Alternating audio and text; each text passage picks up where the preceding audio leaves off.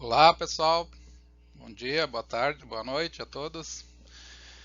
Essa é a nossa terceira aula. Eu intitulei a aula de desumanização, insultos, injúrias e raça. É uma aula em que eu vou caracterizar principalmente como que os que eu chamei de injúria, mas também outros termos pejorativos, como esses termos contribuem para a desumanização de grupos alvos, né, os grupos que são referidos através desses termos. A abordagem então vai ser desenvolvida a partir de um texto que já foi citado na última aula, um texto da Robin Jashon, e eu vou procurar principalmente enfatizar não tanto a questão da semântica dos pejorativos, mas principalmente como que a psicologia que está por trás do uso de pejorativos contribui para a desumanização. Então, não é tanto a dimensão linguística que tem sido muito discutida, as tentativas de compreender a semântica das injúrias que interessa, né? O que interessa mais para nós é entender como que essa base, digamos assim, linguística atua gerando desumanização. Vou iniciar resumindo, retomando um pouco da nossa discussão até aqui. Eu mencionei na aula passada, então, uma, abordei, né, uma caracterização do conceito de desumanização. A desumanização foi tomada ali, foi caracterizada como uma forma de pensar e de agir, né, e de tratar em que a nossa atitude em relação ao alvo, né, da desumanização, ela resulta em tratá-lo como subhumano ou com menos do que um ser humano. E então esse é o conceito central, né, de desumanização que a gente está seguindo, né, que envolve em parte uma atitude uh, cognitiva, né, ideológica, assim, uma forma de conceber, de pensar e também uma forma de tratar. E dentro da perspectiva aí do tratamento, né, principalmente do modo de ação, digamos assim, que compõe a desumanização, então eu selecionei três itens principais, que são a retirada, né, de status moral, que foi o que a gente viu na semana passada, e eu também abordei rapidamente, né, o que eu chamei lá de racialização e o papel dos insultos, então, das injúrias como mecanismo, né, de desumanização. E nessa aula de hoje, então, como eu falei, eu vou aprofundar um pouco mais a discussão sobre injúrias e desumanização. E a parte da discussão racial, então, eu vou deixar para mais à frente, né, quando a gente for examinar diretamente, né, o caso do nazismo e do racismo contra negros aqui no Brasil. Então, só para lembrar, né, o que foi falado sobre a retirada de status moral, então ela tem dois componentes, né, vocês lembram? Agência e experiência. Então, dizer que uma pessoa não tem, ou tratar uma pessoa, né, como não tendo o mesmo status moral que os demais, significa que nós não vamos considerar, né, essa pessoa como alguém que pode ser ofendido moralmente, né, ou alguém que pode sofrer danos de natureza moral, né.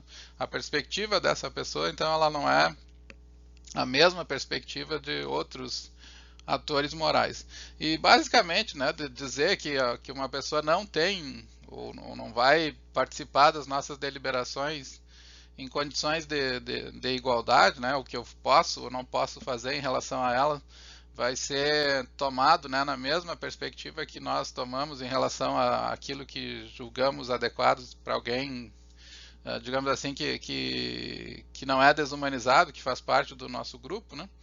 O que vai definir, então, os fatores que definem, componentes que definem a ausência de status moral, são conceber o alvo, né, da desumanização como alguém que não é dotado de agência, então que não tem capacidade de fazer planos, de responder por si mesmo, se organizar. E então, por exemplo, se a gente avalia alguém, né, como inapto intelectualmente ou como incapaz, de um ponto de vista de representação, né, de certos objetivos para si mesmo e para o seu grupo, valiosos, ou que nós consideramos valiosos. Então, esse tipo de consideração tende a reforçar a ideia de que essa pessoa não tem o mesmo status moral, né, que o nosso, então se retira. E também é uma expressão, né, nós nos sentimos, digamos assim, psicologicamente com maior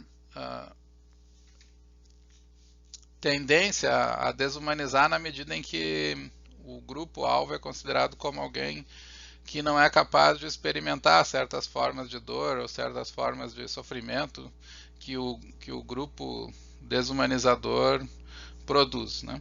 Então, essencialmente, a retirada aqui de status moral, então, que não dá uma perspectiva moral, envolve ver o objeto, né,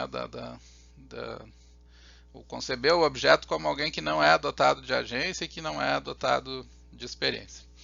Então, esse foi assim, um resumo muito rápido do que foi abordado na última aula.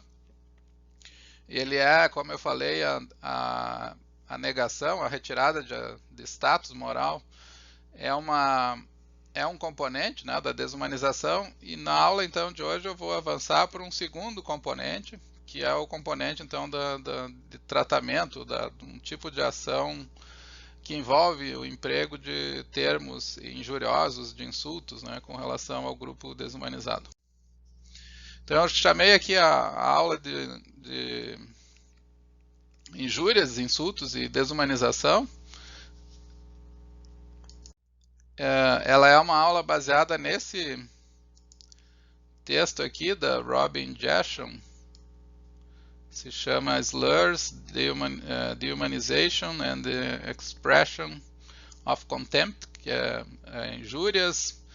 O termo slurs aqui se traduz para o português como injúria, porque é diferente de insults, né, que são insultos, e tem uma pequena diferença também no significado, mas tanto insulto quanto injúria são termos pejorativos, né, no inglês. E então o título é Injúrias, Desumanização e Expressão de Desprezo. Está nesse livro aqui, Bad Words, que foi organizado pelo David Sousa. E basicamente a ideia aqui do artigo dela é tentar mostrar que não é suficiente para compreender o sentido ofensivo dos termos como injúrias ou insultos, se não for levado em consideração a psicologia do desprezo, né? Então eu estou interessado principalmente nessa última parte, como é que um insulto racial, uma injúria racial, ela pode promover um tipo de desumanização, né, na medida em que o insulto é uma manifestação, ou revela, ou expressa uma atitude de desprezo. Então, para começar, a gente precisa entender um pouco melhor o que são insultos e injúrias, né? Ela define injúrias como termos derrogatórios, então são termos depreciativos que têm como alvo indivíduos e grupos em virtude do seu pertencimento a um grupo-alvo, né? A injúria, portanto, ela tem, isso vai ficar claro, né, no decorrer da análise, ela tem um vínculo de grupo muito forte, né? Ela geralmente se refere à depreciação de um indivíduo por ser parte de um grupo especial. Enquanto que o insulto ele pode ser, assim, dizer respeito a uma característica que não é necessariamente associada, né, com um grupo determinado. Então eu posso dizer, por exemplo, Flávio é um idiota, né? E essa é uma característica, né, que eu estou atribuindo a ele. Mas é diferente dizer, por exemplo, Flávio é gay, né? O Flávio gay não é exatamente um termo ofensivo aqui nesse contexto, né? O Flávio é viado, é um viadão, uma coisa desse tipo, né? Esse termo tem então uma abrangência, né, que se refere a grupo do modo que idiota não tem, né? Essa é a principal diferença, né, da injúria em relação ao insulto, né? Enquanto o insulto também, um outro componente é que em alguns contextos a negação do insulto, ela retira o sentido ofensivo, né? Se eu disser Flávio não é idiota, eu estou dizendo algo que retira, né, aqui nesse caso, o caráter ofensivo do termo, né? É como se eu saísse, né, diga assim, da descrição de uma maneira não pejorativa, né? Flávio não tem essa característica, mas em alguns usos de injúrias parece pelo menos que essa propriedade ela não se manifesta, né? Se eu disser Flávio não é viado, o termo continua ainda carregando, né, uma certa conotação injuriosa que não se aplica, né, ao caso de idiota, né? Parece que em qualquer contexto que eu empregue o termo, né, ele vai ter esse sentido pejorativo essencial, né? Ele é globalmente, digamos assim, pejorativo. Quem são os alvos das injúrias, né? Em geral, então, como eu mencionei ali que as injúrias se referem a grupos, os alvos são tipicamente pessoas com base na sua raça, etnia, gênero, orientação sexual, religião, habilidades, ocupação e afiliação política, né? Os termos, portanto, os termos injuriosos, eles tendem a ter como alvo sempre grupos que são discriminados, né, do modo geral, mas também podem envolver certas profissões ou certos grupos políticos, né? Mas o mais comum, né, são grupos que são discriminados. A Robin Jackson, ela discute, então, ela está interessada em compreender a natureza ofensiva dos termos, ou derrogatória dos termos de injúria, e ela diz que a semântica desses termos então, precisa ser pensada com base em 3 componentes, né? O primeiro componente é o componente aqui de designação de grupo. Então, o termo injurioso, ele, quando usado, ele designa o mesmo conjunto que a contraparte neutra, que é, por exemplo, viados, ele designa o mesmo grupo que a contraparte neutra do termo, que é homossexual, por exemplo. O componente, esse componente de referência a um grupo, ele não permite compreender por que o termo é pejorativo, né? Então, se o termo homossexual, o termo viado se descrevem o mesmo grupo, o sentido ofensivo não pode ser explicado a partir do grupo que está sendo referido, né? Então é necessário encontrar, para a semântica, né, para explicar a semântica dos pejorativos, é necessário compreender como que eles se tornam ofensivos, né? Tem uma diferença entre dizer viado e dizer homossexual. Embora a referência seja o mesmo grupo, há uma diferença na ofensividade, né? E ela defende, então, que a ofensa tem que ser explicada em termos, se chama, né, em teoria semântica, em termos expressivistas. Então, ao usar o termo injurioso, o que o falante faz é expressar um sentimento ou atitude de desprezo em relação ao alvo, né, por ele ser parte do grupo referido. O componente aqui, então, expressivo, né, ele é ao usar o termo, né, o sujeito não só faz referência ao grupo, como expressa um sentimento de desprezo pela pessoa, por ela ser parte daquele grupo. E ela também defende, né, que faz parte dessa semântica também o que ela chama aqui de um componente de identificação. Então, nós vamos discutir principalmente esses 2 últimos, né, especialmente o terceiro aqui, que é o que importa mais, né, para a nossa discussão. Ela diz que o termo, ao usar o termo ofensivo, o falante encapsula, é como se ele sintetizasse, né, o que o alvo é e contribui através do termo, né? O termo viado, por exemplo, ele carrega, né, um certo sentido que contribui para fixar uma identidade social. Nesse caso, uma identidade social negativa. Todas as pessoas desse grupo são más ou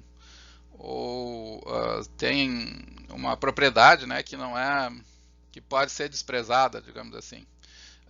Então, usar um termo aqui, o componente de identificação, significa que para entender a semântica a gente tem que dar conta desses três aspectos centrais.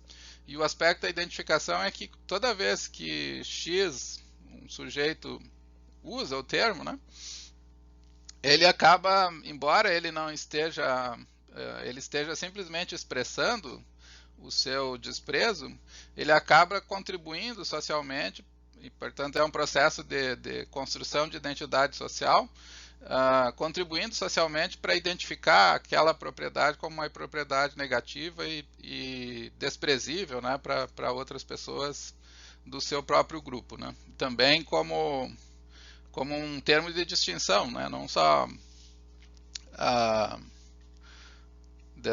daquela identidade em relação à identidade dos demais, né? Que não partilham, digamos assim, a propriedade ou não fazem parte do grupo alvo. Então eu vou agora examinar esses três componentes que ela mencionou, né? A aula vai consistir numa análise desses três elementos, né? O primeiro e o segundo, então eu vou falar menos e vou dar mais atenção para o terceiro. Então o primeiro componente ela chama de designação de grupo. Aqui, como eu mencionei, nas ocasiões em que eu uso o termo injurioso, ele designa um conjunto de indivíduos ou um grupo que a sua contraparte neutra também designa. Então, nesse exemplo aqui, Flávio é viado, por exemplo, ele tem o mesmo, eu esqueci o aqui, né? O mesmo sentido de dizer que Flávio é homossexual. Se vocês colocarem isso em termos de conjunto aqui, né, o conjunto que abrange esse grupo se sobrepõe, né, ao conjunto dos viados. Então, do ponto de vista da designação de grupo, não tem como explicar a ofensividade, né, a semântica o sentido pejorativo, né, que é incorporado na semântica das injúrias. Eu preciso então fazer referência a algo que está incorporado aqui no termo injurioso, né? É um sentido de ofensa que não está incorporado aqui na contraparte neutra e que não é dado, né, pela pertença a grupo, né? Ser parte desse grupo, do grupo dos homossexuais, não é parte não ajuda, né, a explicar por que viado, né, tem um significado ofensivo. Ela sustenta, então, né, com base nisso, que as injúrias elas são designativamente equivalentes às suas contrapartes neutras, mas que o componente de referência não ajuda a explicar, portanto, o conteúdo ofensivo, né, como eu dizia. Então, esse conteúdo ofensivo, ela diz como é que eu vou explicar ele, né? Eu tenho que procurar isso, então a solução que ela oferece. E aqui tem várias teorias, né? Eu não vou entrar nos detalhes das possíveis explicações de como uma injúria pode se tornar ofensiva. Tem teorias que são proibitivistas, né? Que dizem que os conteúdos são ofensivos porque eles são proibidos. É como uma blasfêmia, né? Então tem um conteúdo ofensivo porque ela não pode ser dita. Essa é uma tese que é defendida por um semanticista, um filósofo da linguagem muito famoso, o Ernie Lepore e o Louvel Anderson. Eles têm um artigo famoso sobre isso. Tem teorias semânticas, né, que dizem que o conteúdo ofensivo ele é parte, né, é como uma descrição embutida na injúria. Tem teorias expressivistas, como a que a a Robin defende. Então, eu vou falar só da abordagem dela, né? Só para distinguir aqui, eu vou mencionar uma teoria semântica, né, que diz que a injúria ela é um conteúdo derrogatório encapsulado, né? Dizer, por exemplo, Flávio é viado é uma forma de aserir, de dizer uma proposição que é codificada, que é Flávio é desprezível por ser gay, mas ela diz que essa não é a abordagem, né, adequada. Então, a abordagem adequada dos pejorativos ela deve ser expressivista, né? Dizer que é expressivista significa dizer o seguinte: dizer, por exemplo, Flávio é viado significa a mesma coisa que essa distinção aqui, né? O seu cachorro fez xixi no meu jardim, é uma descrição neutra, né? O bosta do seu cachorro fez xixi no meu jardim. Então, essa segunda formulação aqui, do ponto de vista semântico, as duas estão dizendo a mesma coisa. O cachorro fez xixi no meu jardim. Mas a segunda, ela carrega, né, uma conotação, ela expressa a raiva, a indignação, o desprezo que eu tenho pelo cachorro, né, pelo fato dele ter feito xixi no meu jardim. Então, o que ela está dizendo é que o conteúdo pejorativo não altera as condições de verdade, né, dessas duas sentenças.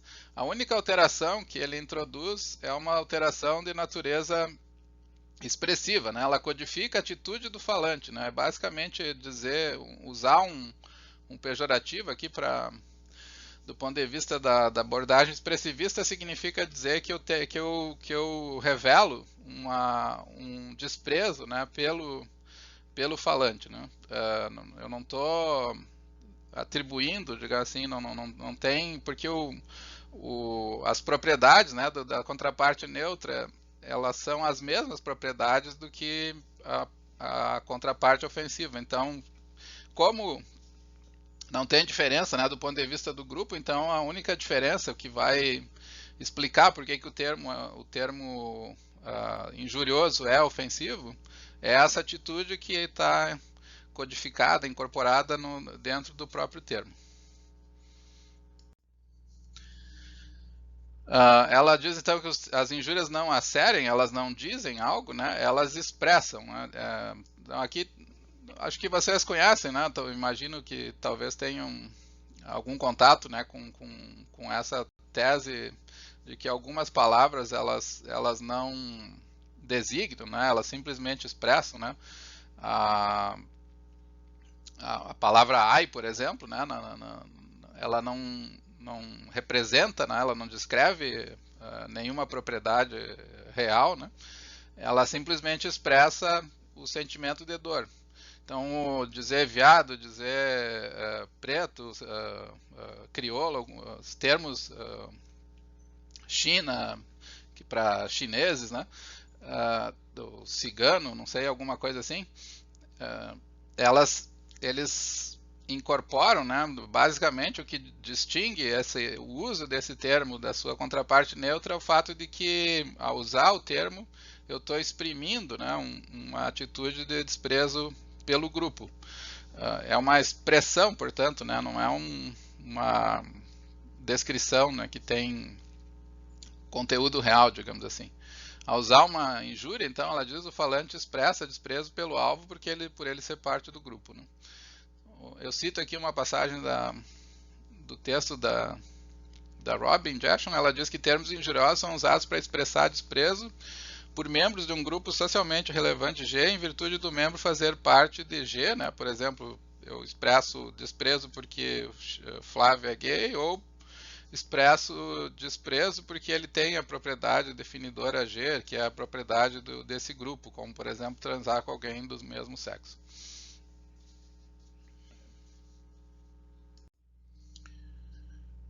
O termo, portanto, derrogatório, né, o que ele faz é uma codificação convencional. Ele articula, assim, ele usa o termo, utiliza, né, convencionalmente um certo sentido pejorativo associado com a palavra, e esse sentido é pejorativo porque ele tem embutido, né, um conteúdo de desprezo. Ao dizer Flávio é viado, por exemplo, eu estou expressando o meu desprezo por Flávio ser parte de um grupo que eu considero desprezível. Agora, então, a gente pode examinar o terceiro componente que ela indica, que é o componente da identificação.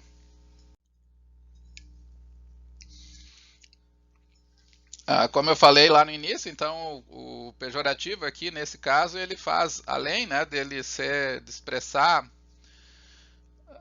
dele demarcar um certo grupo, dele expressar desprezo pelo grupo, ele também, o pejorativo define uma identidade social que é atribuída, né, pelo falante ao grupo-alvo. Então, termos como, por exemplo, crioulo, aqui no sul, crioulo é um termo pejorativo usado para fazer referência a negros, né? O termo viado é usado para fazer referência a homossexuais. Eles servem não só para expressar desprezo, mas eles também assinalam o tipo de pessoa que o alvo da injúria é. Então a injúria contribui aqui nesse caso para consolidar um traço como parte de uma identidade social. E é isso que é assim, o ponto central que eu queria explorar, né, principalmente nessa aula. Como é que o termo pejorativo consegue fazer transformar, digo assim, o termo consegue contribuir para consolidar um certo traço que é considerado desprezível como parte de uma identidade social. E é isso que me parece fundamental para entender a desumanização. Por que toda vez que eu uso esses termos eu coopero, colaboro ou contribuo para a desumanização? É porque o termo, então, a utilização do termo pressupõe que aquele traço se aplica, aquele traço que está sendo indicado, né, como desprezível, como pejorativo, ele é parte da identidade, ele se aplica, né, como a pessoa globalmente, né, como se eu reduzo, né, o sujeito ao conteúdo particular que aquele traço identifica. Eu cito uma passagem da Jackson, ela diz que quando os antissemitas chamam ou se referem a alguém como um caique, né, a gente não tem um termo pejorativo em português aqui no Brasil, pelo menos eu não lembro, né, de nenhum termo pejorativo para judeus, que é como grupo, né, mas no inglês eles têm, né, o termo caique, assim, que é um termo pejorativo. Ele classifica e representa o alvo de um modo que pretende ser identificador, pretende especificar como o alvo é enquanto pessoa, né? Então ela toda vez que eu uso o termo cai, que ela diz, né, eu contribuo para fazer com que se constitua uma identidade social negativa, né, como uma característica definidora negativa do alvo como pessoa. É como se o ser judeu, a propriedade ser judeu, ela vai ser tomada, porque eu uso esse termo aqui, né, ela vai ser tomada como uma propriedade negativa definidora do grupo, né? Um outro exemplo que acho esse é mais próximo da nossa realidade, e ele consegue oferecer assim, uma visão mais adequada da ideia de como que o uso do pejorativo contribui para fixar uma identidade social, né? Vocês podem imaginar contextos aqui no racista, né? Contextos em que pessoas racistas conversam entre si. Imaginem dois funcionários numa empresa, né? E um deles trabalha num outro setor, então eles se encontram no almoço, né? E vem no refeitório, vem o chefe, né? De um deles, né, e fala assim, aquele negão é teu chefe, né. A fala nesse caso aqui, né, ela revela, ao mesmo tempo que ela revela desprezo, ela carrega uma crença convencional que há algo errado, né, em ter negros em cargos de chefia. Então ela pressupor tal conteúdo, pressupor que esse conteúdo pejorativo aqui, né, no contexto de uso, é uma forma de reforçar crenças discriminatórias, porque a pessoa não está dizendo, nesse caso aqui, ela não está dizendo aquela pessoa X que tem as características da propriedade ser negro e ela é teu chefe, e ser negro é desprezível, né? Ela está dizendo assim, aquele negão é teu chefe, perguntando, né, nesse caso. Então, quando ela usa a palavra, ela pressupõe na própria enunciação que é natural, que tem um certo conteúdo, né? Ela dá como pressuposto, né, um conteúdo que revela desprezo, e dá como pressuposto que tem algo errado no fato dessa pessoa ser um chefe. Então, o uso literal, né, do termo aqui nesse caso, né, não é um uso de brincadeira, é um uso literal. Ele coopera para criar uma identidade social daquele grupo, né, como tendo uma propriedade definidora negativa.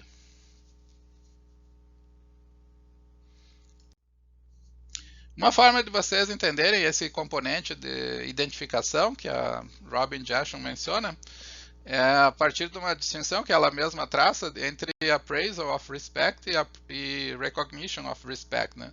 Então, quando eu uso a injúria, eu não estou simplesmente fazendo uma avaliação de natureza, assim, relativa, né, do status da pessoa dentro de uma hierarquia social de status, né? No sentido que, por exemplo, ele é só um porteiro.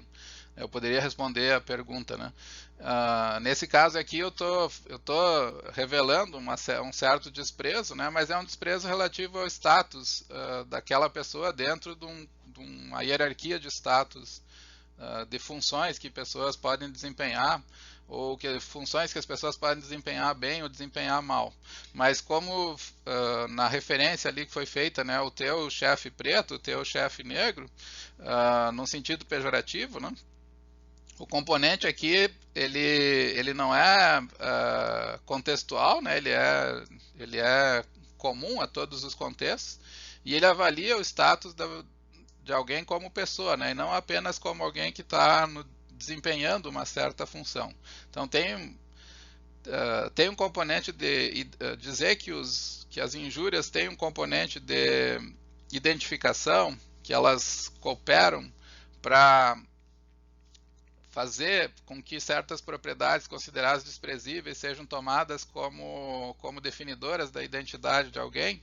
Nesse caso aqui significa que ela avalia globalmente o status da pessoa, e não simplesmente o status da pessoa relativamente a uma função que ela está desempenhando, né? Tu pode dizer assim, ele é só um porteiro, assim, a profissão dele não tem um status especial dentro da empresa ou socialmente.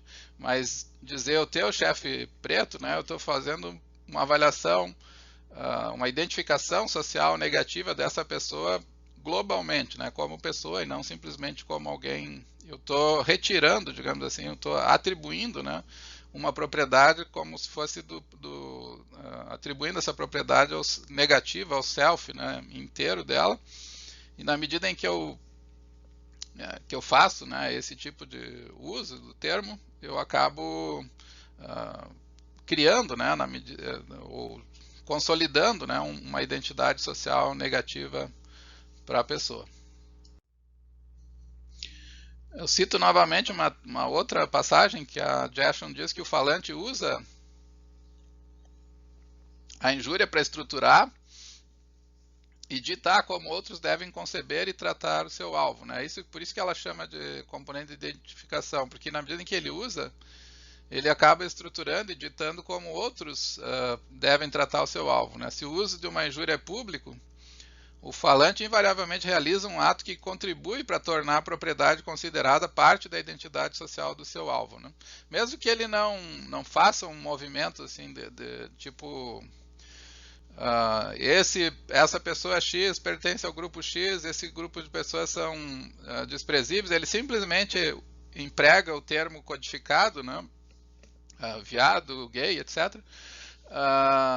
Ele acaba, né, na medida em que ele faz isso, por utilizar o termo codificado, ele acaba estruturando, né, editando como outros devem conceber o seu alvo, né, nesse caso aqui, através de uma propriedade definidora negativa, como caique, como crioulo, como viado, etc. O que nós precisamos, então, agora entender um pouco melhor, né, na medida em que as injúrias têm essas três propriedades que foram abordadas até aqui.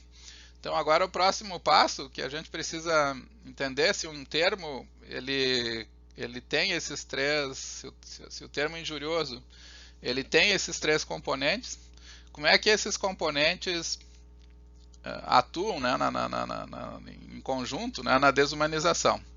E o ponto fundamental aqui tem relação com a psicologia do desprezo, né? Eu vou examinar então agora nessa segunda parte da aula como que o desprezo acaba atuando, né, através dos termos injuriosos para gerar desumanização. Então, o primeiro ponto aqui é que as injúrias carregam, né, como a gente viu, o desprezo. Então, entender a desumanização envolve entender a psicologia do desprezo. O desprezo é uma emoção moral, né? Nós vamos tratar bastante dessa emoção, mas agora, nessa altura aqui, né, é suficiente observar que o desprezo é um tipo de perspectiva afetiva, ou é uma forma afetivamente impregnada de consideração de uma pessoa, né? E, portanto, se ela é uma forma afetiva de consideração, o desprezo tem um conteúdo avaliativo, ele tem emoções, vocês lembram, né? Eu já mencionei, elas podem fazer, principalmente emoções morais, elas têm propriedades cognitivas que permitem avaliar situações. Por exemplo, quando eu vejo uma pessoa pobre com frio na rua pedindo ajuda, né? Eu avalio essa pessoa como alguém eu sinto compaixão por ela, então sentir compaixão significa que eu avalio a pessoa como alguém que está passando por algum tipo de aflição. E aqui no caso do desprezo, então também ele é uma emoção moral, né? O desprezo, não, apesar do termo parecer negativo, né? E no caso das injúrias ele tem, né, um sentido negativo. Vocês vão ver que na verdade esse sentido negativo resulta não de um emprego próprio do desprezo, né, mas é por um uso que eu vou chamar de inapto, né. As emoções elas são respostas subjetivas que monitoram propriedades em objetos ou situações. Então, toda vez que eu sinto desprezo por alguém, esse desprezo ele pode ser é como uma percepção, né? Ele representa adequadamente seu objeto, o objeto é de fato desprezível, ou ele representa o objeto de uma maneira inapta, né? No caso, apto é quando ele monitora adequadamente, inapto é quando ele não se ajusta, né? A situação não é uma situação em que caberia desprezar pessoas, né? Mas em última instância, o juízo, então, envolvido aqui, cognitivo, então, como eu monitoro uma propriedade, a propriedade aqui relativa é a propriedade ser inferior. Uma pessoa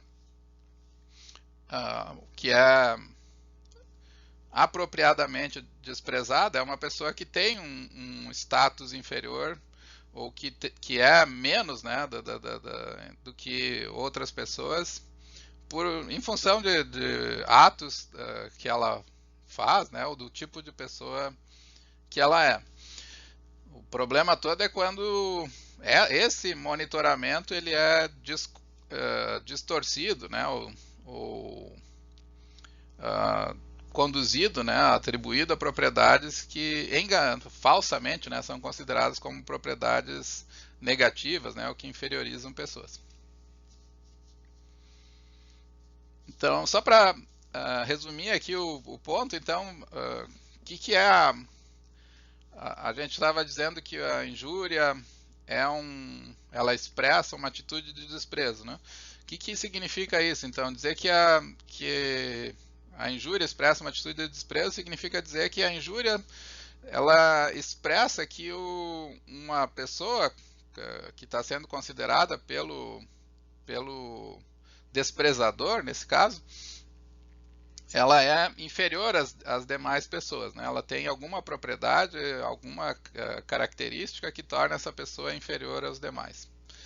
desprezar, então, é considerar que alguém tem a propriedade de ser desprezível, e desprezível é uma propriedade negativa que pode ser atribuída adequadamente ou inadequadamente, né? O que interessa para nós aqui no slurs é quando ela é aplicada de modo inadequado, mas o desprezo é uma emoção valiosa também, né? Porque ele é uma emoção moral que ajuda a distinguir pessoas que têm valor próprio, né, digamos assim, e pessoas que são desprezíveis, né, do ponto de vista moral. Então, uma forma de ilustrar a psicologia do desprezo, né, esse é um exemplo que foi dado pelo texto da Robin Jashon, né, ela cita esse filme do Godard, O Desprezo, em que a personagem Camille, ela tem é casada, né, com o marido dela tem um interesse muito grande em ter um bom emprego e ganhar dinheiro, e ele percebe que um produtor de cinema se interessa, né, pela esposa dele, e num certo dia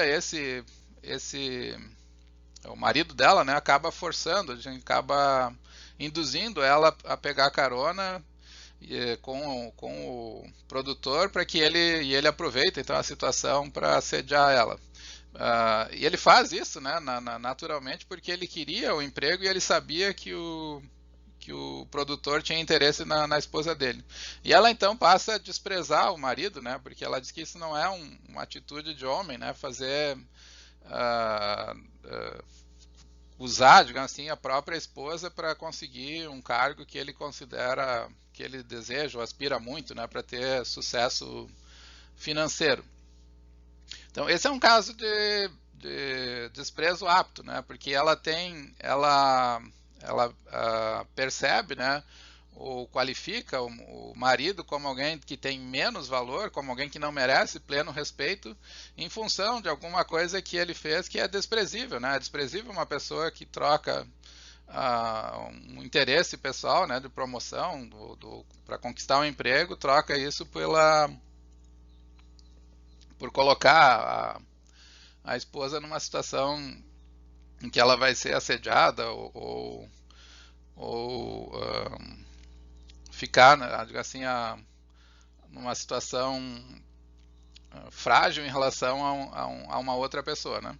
Então essa perspectiva avaliativa ela é relativa a normas que governam o domínio moral que o ato de desprezar endossa. Então existe dentro do nosso domínio dos padrões e das regras morais que nós seguimos, né? Existem ações que são desprezíveis, né? E para essas ações que são desprezíveis, a emoção moral do desprezo ela endossa então que nós tratemos com repúdio, né, pessoas que fazem algo dessa ordem, né, da ordem que é proibida, né, ou digna de desprezo, né?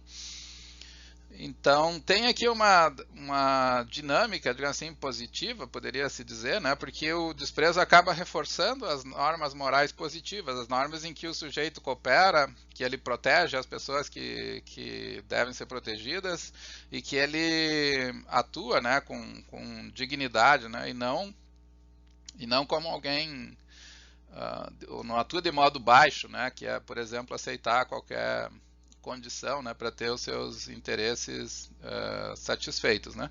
Então, na medida em que a pessoa quebra essa expectativa moral, o desprezo é uma forma, né, de não mostrar pleno respeito ou tratar a pessoa como inferior, é uma forma de restauração, digamos assim, da ordem moral, né? É uma forma de ostracizar a pessoa para que ela perceba, né, que esse tipo de comportamento não é aceitável.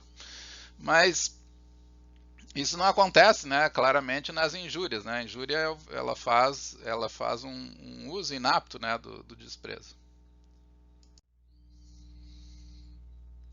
Uma segunda propriedade, então, também do desprezo é que ele se dirige geralmente, né, de uma maneira especial a pessoas, na sua forma mais básica, o desprezo tem como objeto pessoas, ou grupo de pessoas, ou agentes coletivos, né, como instituições. Por exemplo, quando o Carrefour, né, muita gente ficou indignado, mas também passou a ver com desprezo o Carrefour, né, depois de um conjunto, na verdade não foi uma só, né, foi um conjunto de ações violentas praticadas por funcionários em relação a clientes negros, né. Então a gente pode, esse é um caso apto, né, em que se poderia responder com desprezo, né, pelos valores e pelo tipo de instituição que é o Carrefour. Mas não faz muito sentido, né, se sentir desprezo por animais, por exemplo, por cidades ou por estilos, né, de comer ou de vestir.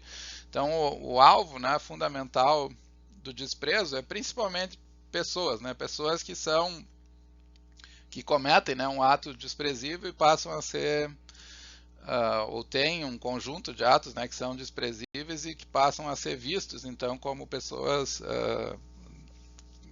que merecem, né, ou que não vão ser tratadas com o devido, com pleno respeito em função desses atos.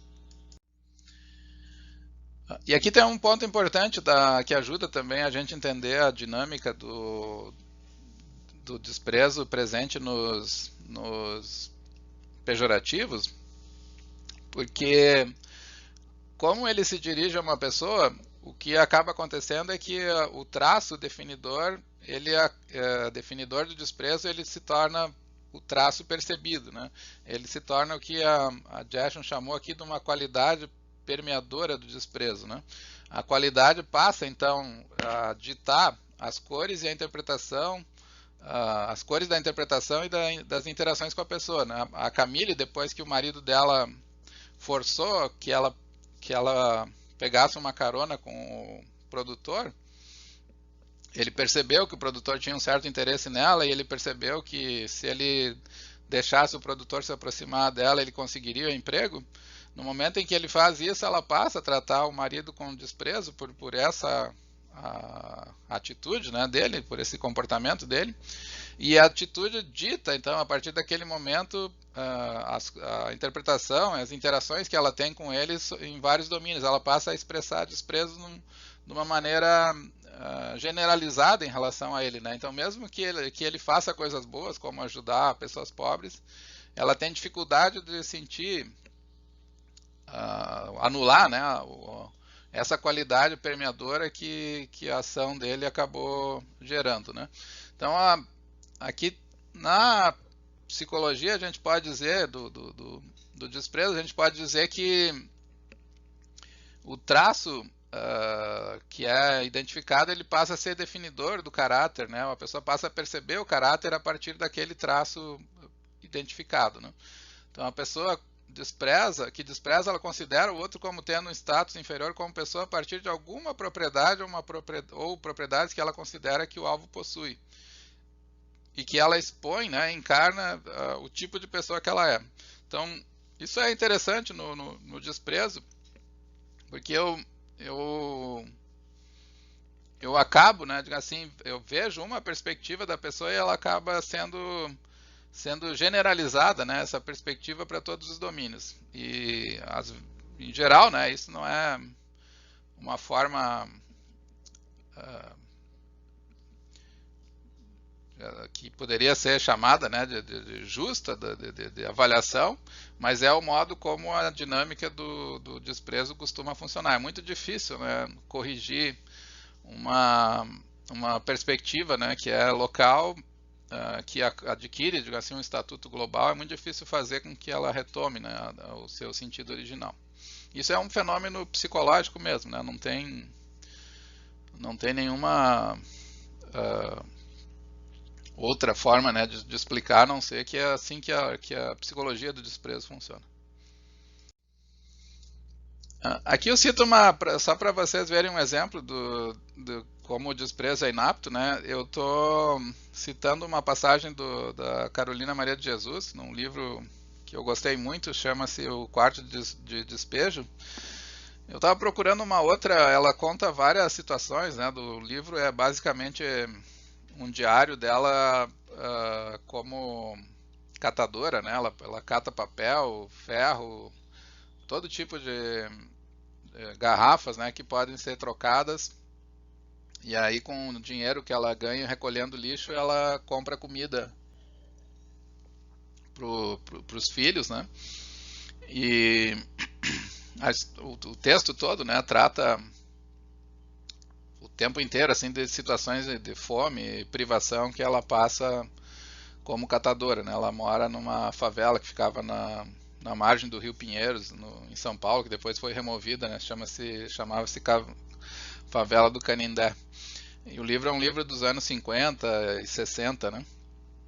E eu estava procurando aqui, tem várias cenas, ela sempre relata assim no diário cenas cotidianas, né, que se repetem na experiência dela.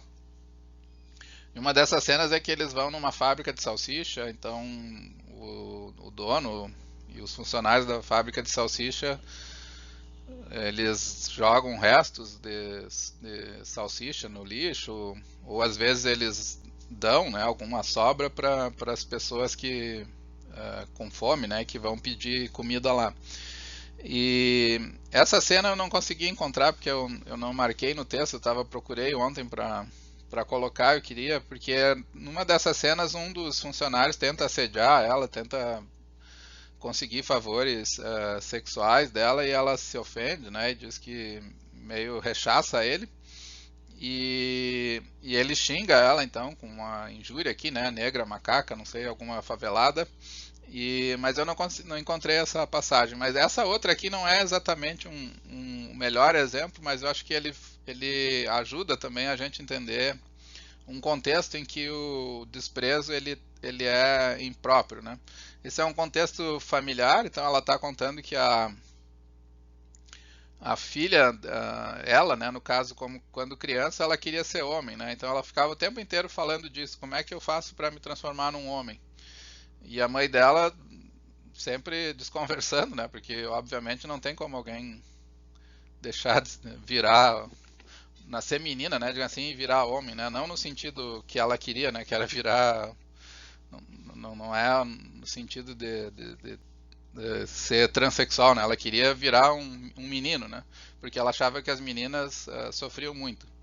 E, e ela ficava o tempo todo falando disso, então, e as vizinhas, um certo dia, ficaram impacientes, e uma delas falou para a mãe dela, que é a dona Cota, né? A dona Cota, espanca essa negrinha, que menina cacete, macaca.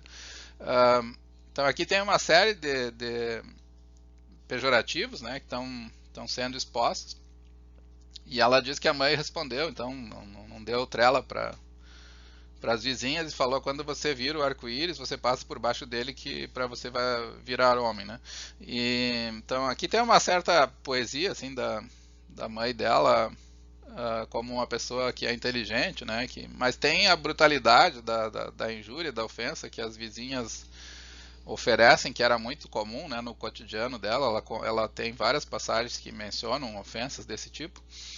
E eu queria citar então essa passagem justamente para mostrar como que o desprezo ele pode ser inapto, né? Porque aqui os termos, né, macaca, negrinha, né, todos eles têm um sentido pejorativo, e tem um sentido pejorativo porque eles associam, né? Ela é uma menina inteligente que faz perguntas, tanto que a Carolina Maria virou escritora, é uma escritora importante, né, reconhecida até hoje, né, e na época também. Ela era muito inteligente, e a inteligência dela é tratada aqui, né, então, como um tipo de presunção, de uma certa arrogância, de alguém que não se coloca no seu lugar, né? E o termo que é usado para enquadrar ela é um termo injurioso aqui, né? Negrinha, macaca, né? Se coloca no teu lugar, para de ser chata, o que tu nasceu para ficar quieta, né? É basicamente isso que as vizinhas estão falando para a mãe dela. Então, vocês vejam aqui então que a propriedade pejorativa do termo, né, da injúria, ela carrega um desprezo, só que é um desprezo inapto, né? Não é um contexto em a inteligência das pessoas, o fato das pessoas fazerem observações espirituosas, observações poéticas, observações de qualquer sorte, né, positivas, elas devem ser estimuladas, né, e não enquadradas, né, num tipo de como se fosse algo desprezível, né? Então tem aqui na caracterização, no uso, né, do termo, tem um contexto aqui em que o termo pejorativo ele foi usado não só para desprezar, mas também para promover uma identidade social em que alguém que dispõe, né, alguém que tem essa identidade não pode desempenhar determinados papéis, né? A Carolina Maria que precisa ficar quieta, né? O que se espera dela é que ela seja obediente e sorrir ou baixe a cabeça, né? Sempre que for necessário. Então esse é claramente um uso pejorativo, desumanizador, que é encapsulado, né? Que é codificado através do pejorativo. Ele acaba reforçando essa identidade social dela como alguém que não merece, né, ser ouvida, que não merece receber respostas da sua mãe, que não tem o status, né, de alguém que pode intervir e ser tratada de uma maneira igual num diálogo, né? Ela tem que se colocar no seu lugar, né? Então esse é um caso, me parece que ilustra, embora o contexto que seja um contexto familiar, envolve a mãe dela, então nesse sentido não é o melhor deles, tem outros mas eu não consegui encontrar a passagem, esse é um caso em que vocês conseguem ver claramente como que o termo injurioso ele encapsula, né, uma identidade social negativa, né, da pessoa relacionada à raça aqui, e uma identidade negativa é desumana, né? Porque a criança aqui acaba sendo alguém não dotado, né, de autonomia, não dotado de sentimentos também. Os sentimentos dela são desrespeitados, né, o tempo todo. Então, quando que o,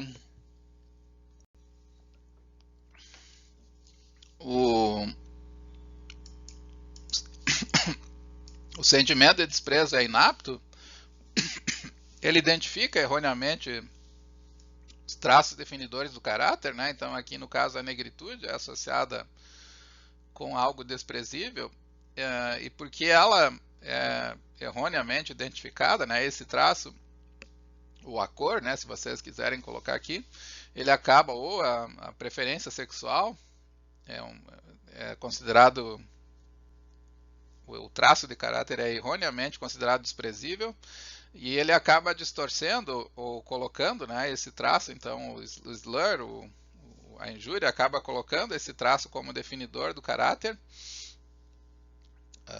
Quando eu digo crioulo, quando eu digo macaca, não sei, eu estou colocando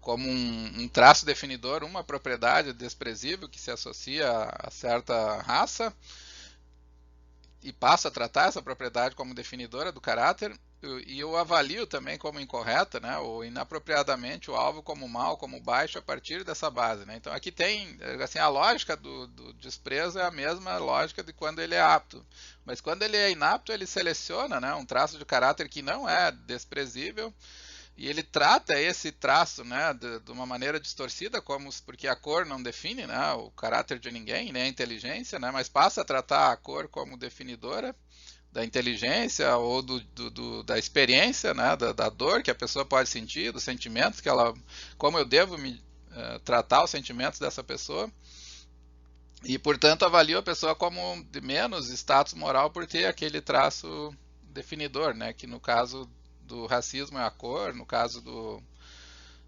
da homofobia é a preferência sexual. E passa a tratar então a pessoa como inferior, né, por ter aquela base, né? E o termo simplesmente ele resume, né, todo esse processo. Ele também, na medida em que eu uso o termo, né, ele não faz isso diretamente, mas o desprezo ele sempre aparece num contexto relacional, sempre em que eu estou interagindo, né, com outras pessoas. Então, na medida em que eu compartilho, no caso ali as vizinhas compartilham, elas usam o termo na frente da mãe, na frente da menina, né, ela compartilha, o compartilhamento e conhecimento comum de atitudes de desprezo, ele gera uma identidade partilhada superior entre os desprezadores. Então, quem não tem aquela propriedade de ser negro, né, no caso, vai se sentir superior aos demais. A manifestação do desprezo, então, ela acaba fundando aqui uma distinção entre os que são internos ao grupo, né, os que são iguais a mim, os que são diferentes, os que são gays, os que não são gays, e ele permite a formação de relações de subordinação e dominação de hierarquias sociais, né? Então, não é como se, ao usar o termo, eu avaliasse a mim mesmo como superior, mas o fato dele ser colocado em público e se assumir aquele sentido, né, como algo que pode ser compartilhado, que pode ser que revela, né, na medida em que ele carrega uma característica definidora negativa, né, daquela pessoa como parte do grupo, na medida em que eu uso então e dou uma expressão pública para esse uso, indiretamente, como o desprezo é reflexivo, né, indiretamente ele acaba fazendo com que a pessoa se considere, bom, eu não sou parte desse grupo, portanto eu sou superior, né? Ele funda, portanto, relações sociais, né? Ele ajuda a constituir relações sociais de superioridade e inferioridade. E para terminar aqui, então, eu também queria falar da resposta correspondente, né? A emoção correspondente ao insulto, né? A injúria e ao desprezo, né? Que carrega, que a injúria e o insulto carregam, é a vergonha. Ela é uma emoção dolorosa. E como a injúria se dirige, né, ao self, a algo que é definidor da minha própria identidade, como eu considero através do insulto, o componente definidor da identidade, ele adquire um status social negativo, então é como se o self do agente sofresse um ataque, né? Ele passa tanto, né, o agente atua tanto ele como agente, né, quanto objeto de avaliação passa a ser considerado como desprezível, como algo desaprovado. Então isso é muito comum, né, vocês devem ter já presenciado assim, vários exemplos, né, quando a pessoa é desumanizada, quando a pessoa sofre insultos, né, algumas pessoas hoje isso é um pouco mais... E tem a ver também com o que a gente vai discutir sobre emoções de resistência, né? Mas geralmente a resposta natural do insulto é se sentir, é a pessoa sentir vergonha, e vergonha de si, né? Vergonha da própria identidade, porque aquela identidade está sendo tratada, né, como uma identidade do ponto de vista social negativa, né? Então a compreensão aqui tem muito a ver com a maneira como o vocabulário moral se mistura com o vocabulário distorcido do desprezo na injúria e no insulto. Porque as respostas morais, né, que nós esperamos, elas são sempre respostas que têm uma conotação social, elas são respostas que têm um sentido de integração dentro da sociedade como um ente cooperativo, né? E quando eu sou tratado com ofensas e injúrias, a nossa tendência natural é aceitar que nós perdemos valor, né, do ponto de vista social, mesmo que o termo seja usado de maneira distorcida, né, que ele não seja apto, ele não está monitorando uma propriedade negativa, ele está monitorando uma propriedade que é associada, né, com desprezo de um ponto de vista convencional, que não tem nenhum fundamento, né, mas a pessoa não consegue evitar a vergonha, né, como uma resposta natural. Então tem muitos exemplos, né, tem um livro famoso de uma mãe que tentou ajudar um filho gay